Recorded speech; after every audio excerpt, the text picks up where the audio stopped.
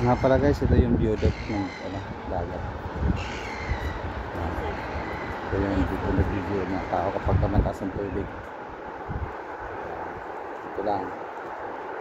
Kasi kapag mataas ang tide, yung tubig, ng tubig yan dyan, mapupuno. Puno yan dyan. Kaya kapag high tide, pag high tide, dito lang ang tao. Yan. Dito lang sila. Titingin-tingin sa dagat. Ito, tsaka ito din, ito yung ano, bali guard house, ika nga, lifeguard. Yan.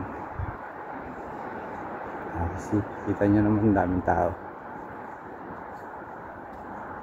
Kaya lang sa ngayon, dahil low tide nga, pwedeng bumaba doon sa baba. Yan.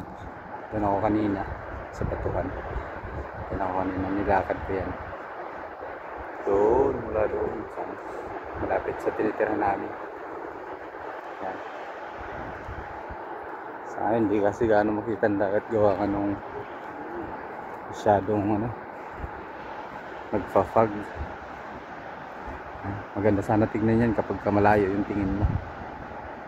Kaso nagkataon na medyo malamig ngayon eh. Malamig kaya nagpa-fog.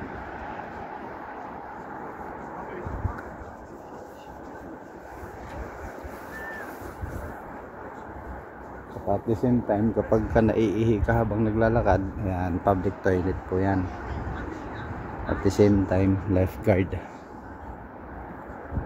Yan. Maganda dito guys. Ang mga pasyalan dito talagang pinag-gastusan ng gobyerno. Ngunit para din naman makabawi ang gobyerno sa mga ginagastos nila sa public facilities, yun, kahit anong trabaho mo, obligado kang magbabayad ng tax. Kagaya namin. Pero at least nakinabangan ng publiko. Hindi kagaya sa atin, ilan lang yung nakinabang, perwisyo naman sa publiko. Guys, okay guys, thanks for watching.